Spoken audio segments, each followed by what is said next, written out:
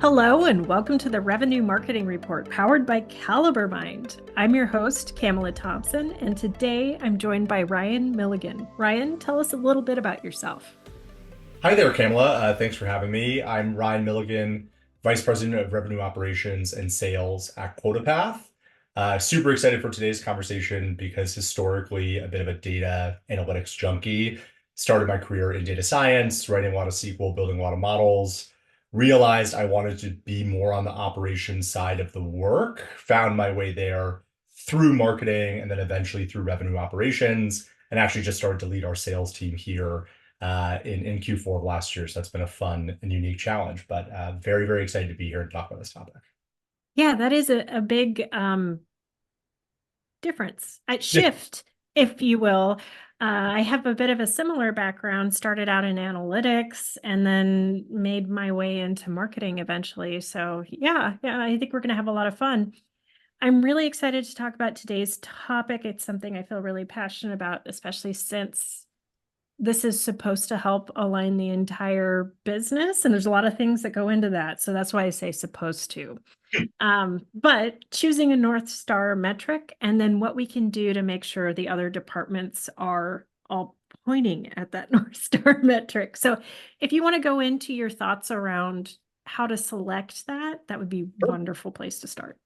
Yeah, so the way that I think about a North Star metric is a metric that if you move the needle on, shows long-term viability of the business and specifically customer value. Uh, the natural one that a lot of people gravitate towards is revenue growth or net new ARR growth or what have you.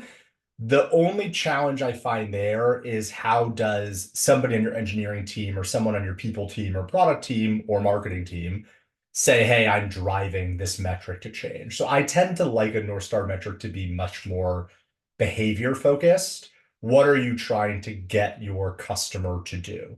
So an example at QuotaPath, we automate the process of calculating and paying commissions. So we make it really easy for go-to-market teams to pull in data, commission data from their tech stack, build their commissions logic, give their reps visibility, and pay the team.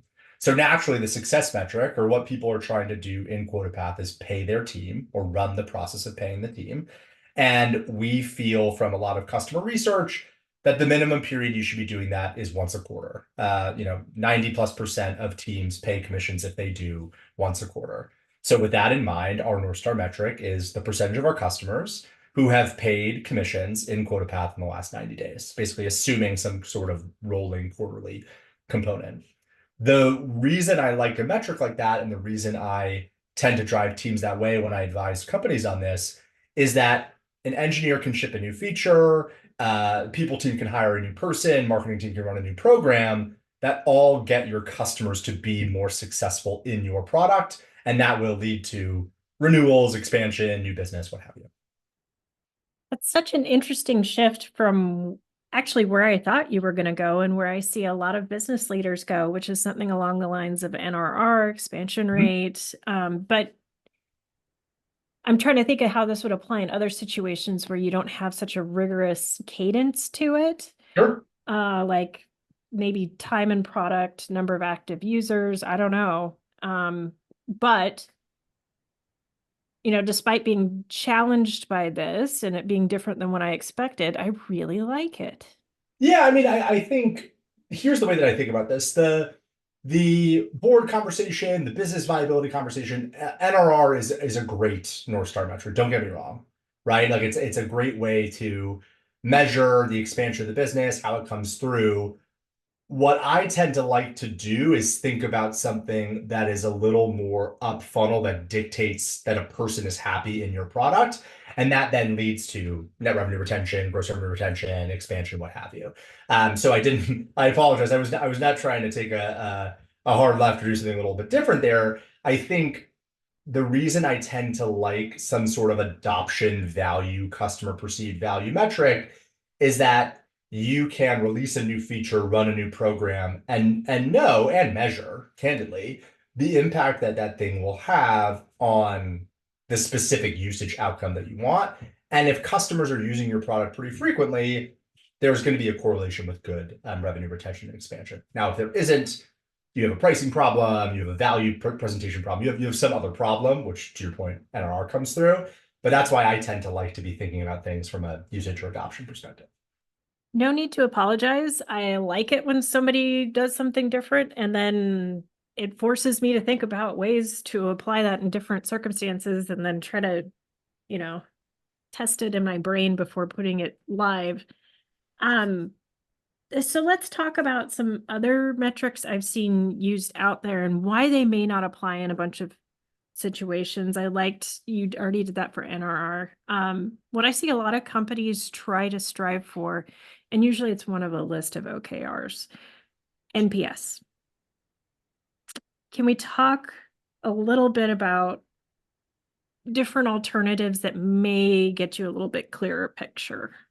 Problem with NPS, there's definitely major selection bias. The people who are going to fill out your NPS survey are typically on one side or the other, either your most passionate, ardent advocates or your most frustrated customers. Given that NPS is not a required thing to do, you have a subset of your base that's not necessarily super actionable.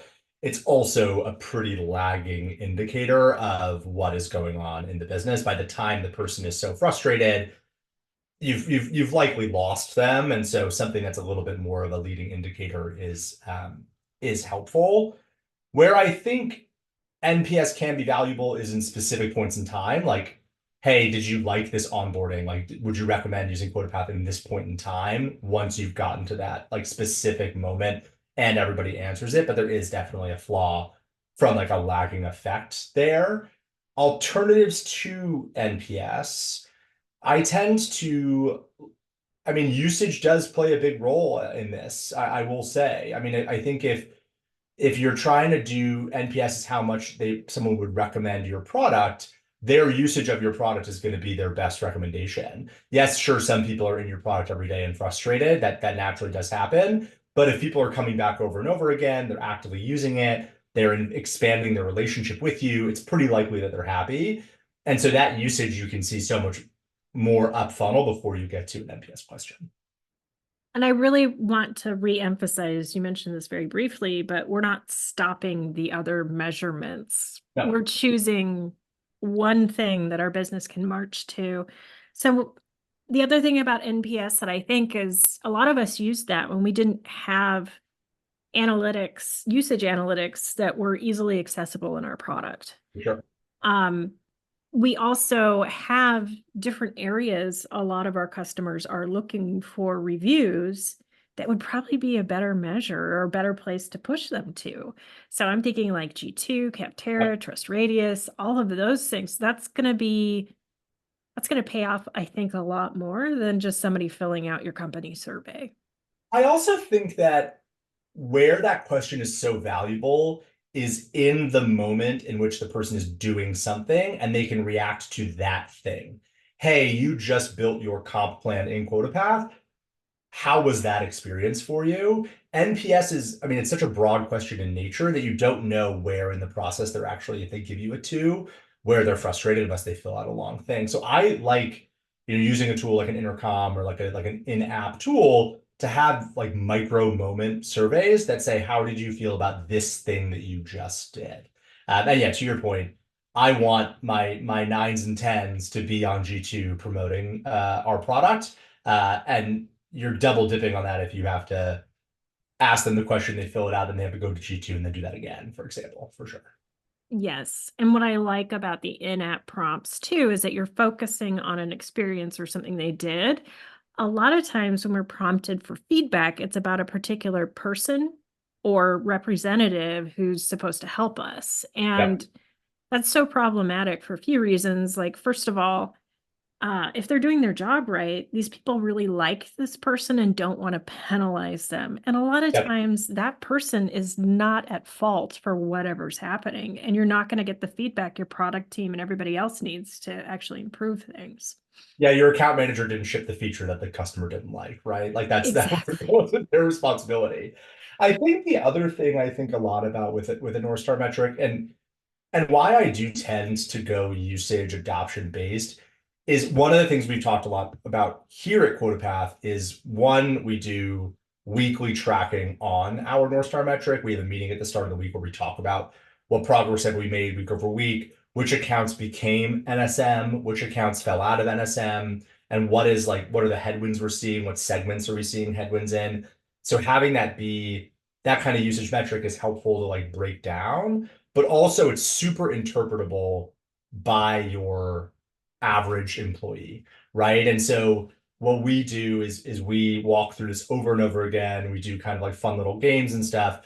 What's our North Star metric? How would you define it? Like how does that work? Explain it. And then when we're doing little presentations to the company, people can talk about how this feature we shipped or this marketing program we ran improved our North Star metric or intended to, right? And so I think having everybody in the company feel like my work directly ties into how the business is measured.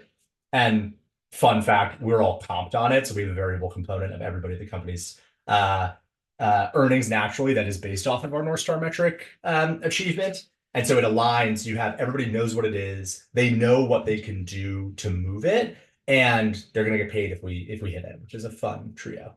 And that's such a perfect segue, because the next thing I wanted to talk to you about was, I understand having the North Star metric, everybody compensated on it. That's fantastic. Now, what are some of the leading indicators that we can give our teams that still align with that and don't distract them from the overall company goal? Sure. Yeah. I mean, I think we've talked about some of the revenue driving pieces, right? Gross revenue retention, net revenue retention, new logo acquisition on the marketing side, MQLs, ops created, what have you.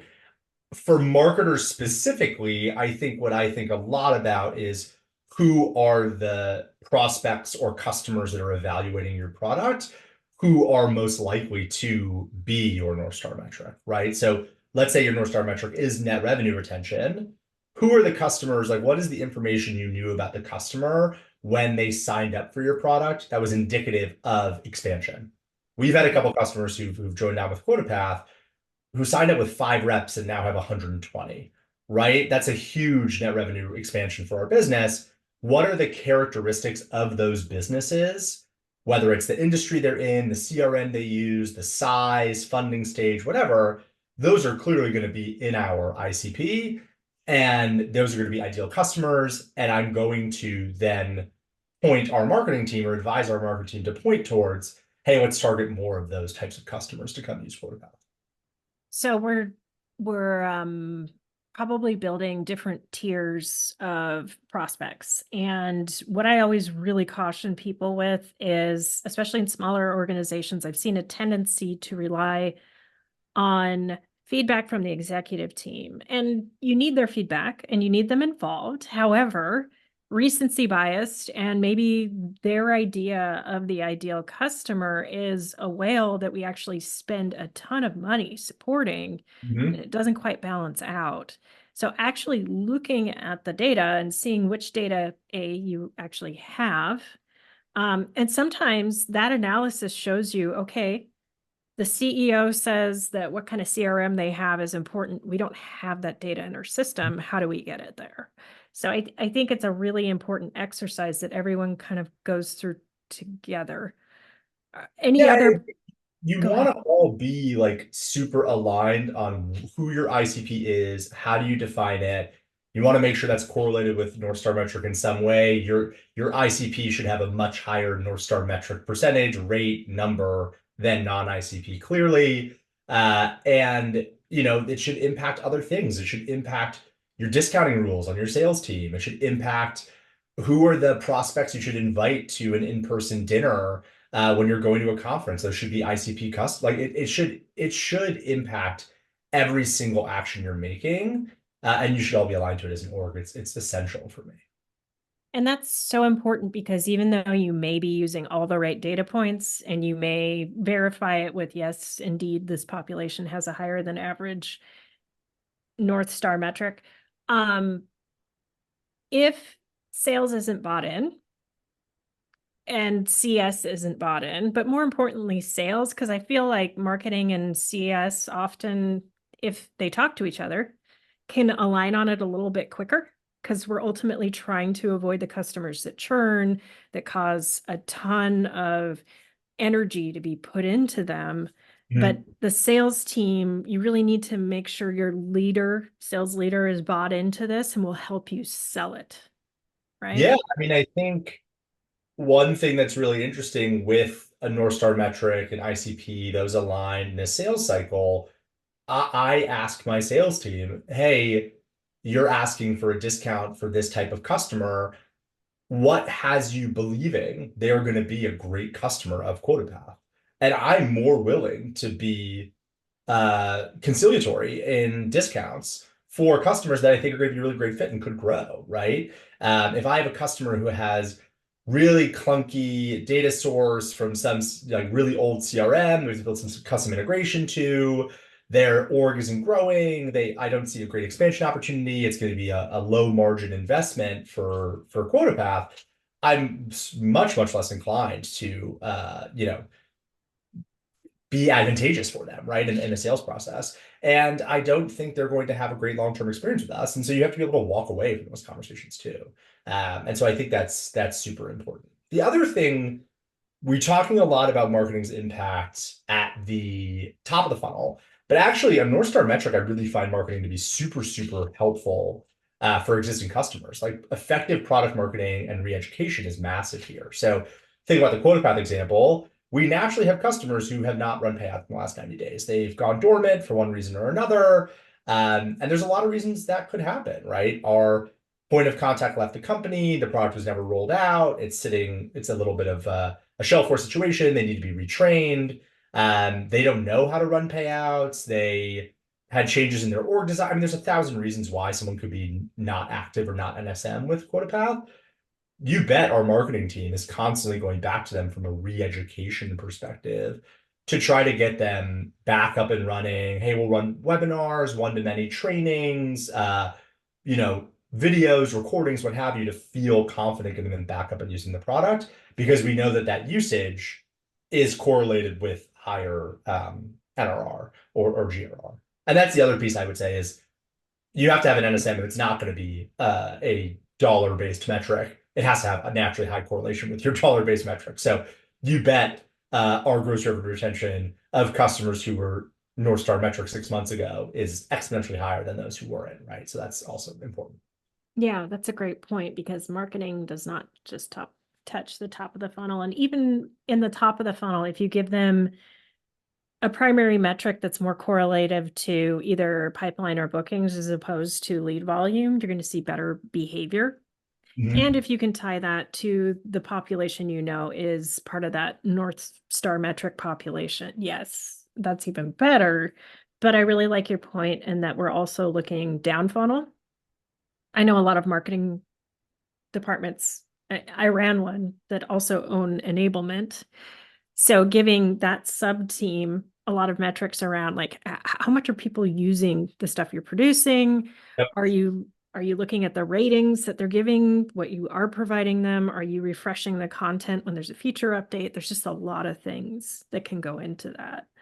Well, and then you have to empathize with a marketing team who feels like they are spending more of their mental energy at the top of the funnel because it's more quantifiable, Mhm. right? You brought in X number of leads, they converted into Y number of opportunities, they converted into Z closed one revenue. It's so much more quantifiable, right? Then what impact does a marketing org have on the retention of this customer base or the expansion of this customer base? And I do think that the whole org owning or working together to own a North Star metric, especially on the usage side of the house, then you know who your non-NSM customers are. And that's fun too. Like who, hey, software.com is not like was NSM and fell out of being NSM. What happened? Like let's work together to run a campaign, to build a new feature, to do what we need to do to get those people who've gone off track back on track again. And like that's what we talk about as an org all the time.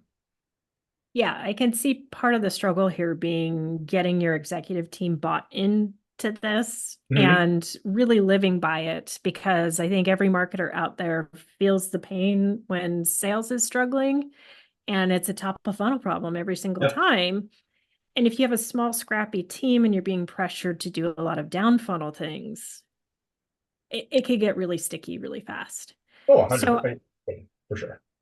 who do you think should spearhead that initiative and getting that buy-in?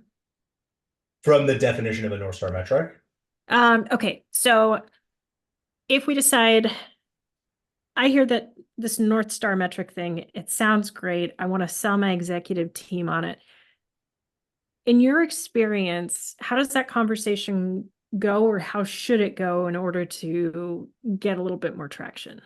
Yeah. So I think the first order of business is working with the executive team to understand the financial plan and what we need to do in order to be successful this year, right? So, hey, we need to grow revenue X percent, like, X percentage. Here are the drivers of that. It's going to be expansion. It's going to be primarily growth in new business. We have to improve our retention rates, what have you. Like, what is or maybe it's a blend of all three, but like, what is the thing that's really what we have to improve in our business? I think in a lot of software companies right now, naturally, it is expansion and retention of the current base has been very like top of mind in today's macroeconomic market, right? And so if that's the case, if you're being pushed, hey, organizationally, we need to improve our retention rates and improve our expansion, what I then like to do is say, okay, what is indicative of the customer of the ones who do renew and expand? And it can be product usage, it can be characteristics of the business, it can be characteristics of the person using the product. It can be what have you. But ultimately, what you're trying to find is something that is then predictive of success of renewal or expansion.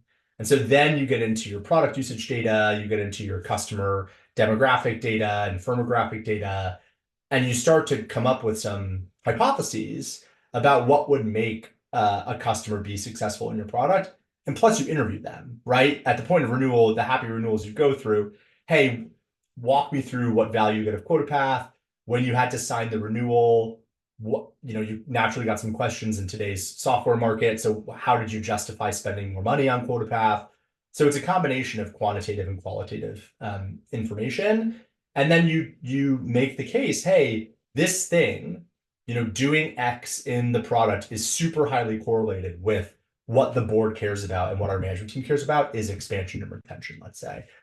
And the final piece is you want to make sure you're coming up with something that feels in every person's control in some way. I'm doing something every day that leads to success or moving this metric, and I'm trying to.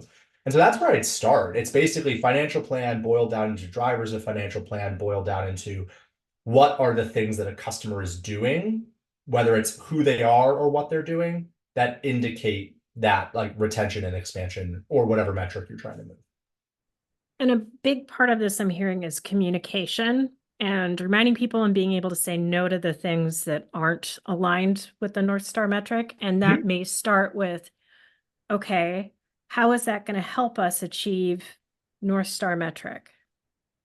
And that's an easier way of telling someone no than this doesn't make sense because it's not tied to it at all. Oh, I mean, it's a really valuable tool. Hey, CEO has a random idea, listened to a podcast, and now has decided we have to roll out a whole I don't know, ABM strategy, or we have to go into this different vertical that we've never worked in before. We have to do some new thing. You can pressure test that by saying, okay, walk me through how that's going to improve North Star metric of the customers that we're trying to move. And if they can't then make the case, then you can pressure test and say, I'm actually going to prioritize these other things that are delivering value to the customers we have already versus shiny object syndrome and going off to some other thing. So your management team has to be aligned to that in the mentality and the thinking, but it also can really be super powerful to what we're going to say yes to, and even more powerful what we're going to say no to. And I'm smiling so much because that was so relatable. It's like you've been in marketing. All right, Ryan, let's talk a little bit about specific team members and how we can tie this together for them. And let's assume our North Star metric is your original definition, which Sure. is number of customers doing commissions within the quarter. Yes? Yep, exactly. Okay. So let's say I get how this works for the CMO and I get how this works for the management team. Let's talk about some of the individual contributors. Perhaps we start with paid advertising because that's a tough one. Sure, absolutely. So what you are trying to do from a top of funnel acquisition perspective in paid is identify customers who are going to be valuable from an expansion perspective long term for you. And so what you're thinking about if your NSM is run commissions in the product is messaging what then QuotaPath does. It makes it easier to calculate and pay commissions. So the first thing you're doing is from a messaging perspective, paid search messaging and any sort of messaging you're doing, you're selling the value of the North Star metric perceived by your customer in both the copy that you're using and the keywords you're bidding on, right? Sales commission software, commission tracking software, like those are things that people are fundamentally coming here to do, and that's the value they're deriving. I think second, you're then finding your happiest customers and getting quotes from them about the value they perceive in your product, specifically around your North Star metric. Hey, it used to take me 3 days every month to calculate and pay commissions. With QuotaPath, it takes me 15 minutes. Great. If it only takes me 15 minutes, I'm going to use this product all the time to calculate and pay commission. So it's a messaging piece and it's a keyword bidding piece simultaneously. And then finally, it's a targeting one, right? You're going to have to go through from a paid perspective and understand, hey, who are the types of customers who prove to be, NSM at my company? Maybe they have, 20 to 50 commission earning reps, let's say, or maybe they use this CRM or what have you. You can use that of your best customer base from an industry, CRM, employee count, what have you, to do lookalike targeting, paid retargeting, what have you, to find more of those people. So it's find the who is NSM, bid kind of where they are, and tell them the message they need in order to be successful in your product. And I'm thinking of how this is going to look in terms of an organization that's really lucky and has all the tech they need, and then an organization that isn't so lucky. Sure. So I think most of us are comfortable stating a lot of paid advertising isn't going to show up immediately as leads. So Yeah. it's really an awareness play. So if you're lucky and you have everything hooked up to Google BigQuery or something, and you have de-anonymization software and can see the accounts where the people are anonymous, but the accounts are a fit, that's a great early indicator that the right people are being driven to your site. Sure. And then if we can go further down, eventually, ideally, we have multi-touch attribution. We can see that this paid advertising was involved at some point, and later on they turned into a lead, they turned into pipeline, they turned into bookings. So that's if you're lucky. If you're not lucky, are we still driving through lead volume because that's what we can measure, or where do you think that makes sense?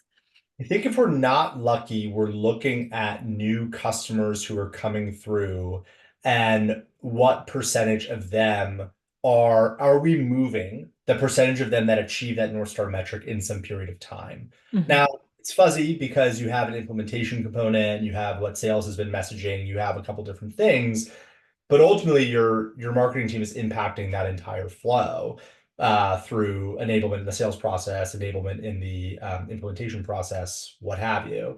So ultimately, if you aren't as lucky, you're trying to say, hey, more and more of our customers are meeting that NSM criteria within a defined period or sooner, faster are the two ways that I think about I just really like all of this because you're picking a metric that makes sense from a customer standpoint. Your strategy for marketing involves really understanding what that population looks like and then using that throughout your marketing strategy, whether it be top of funnel or later on. It's great. Um, are there other nuances you want to bring up or strategies that work to roll this out? What would you like to share?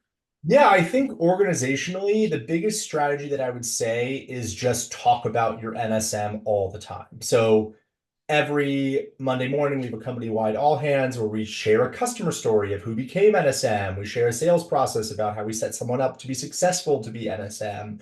We list the customers who became NSM, and we list the customers who fell out of NSM that week, and we talk about why.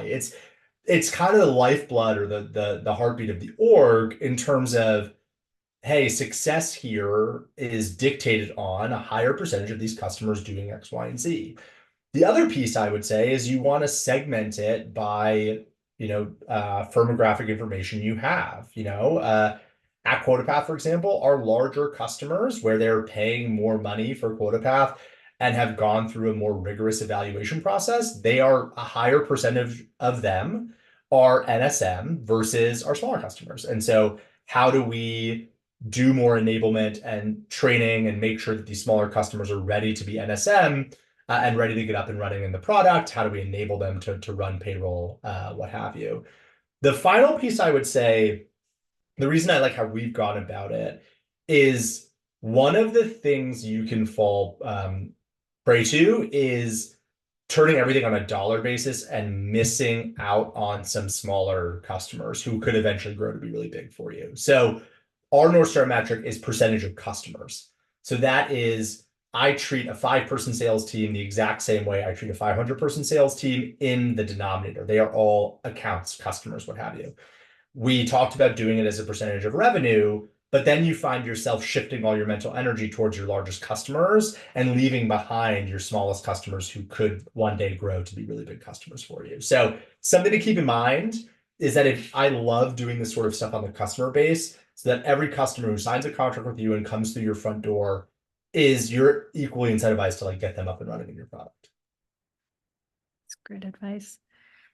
Ryan, thank you so much for stopping by the show. Where can people find you to network and learn more about QuotaPath? Yeah, absolutely. Yeah, thank you so much for having me, Camela. Find me on LinkedIn. I'm pretty active there and post a bunch of this stuff pretty frequently. I'm also in a number of the revenue operations Slack channels, RevOps Co-op, Pavilion, what have you. So find me there. And then I do offer free compensation plan consultations to the market. So if you ever have questions, I'll hop on a 30-minute call and give you some comp plan advice. I love comp plans and I find them very fun to do. So I'm happy to have those conversations. Someone needs to love it. And Ryan, I can tell you do because I've been in your workshops at the RevOps Co-op and they're great. So that's a really generous offer. Thank you. Of course. Listeners, thank you so much for tuning in to the Revenue Marketing Report. Please tell 2 friends, subscribe, download, whatever you can helps. And for those of you looking for more great content like this, check out caliberbuying.com.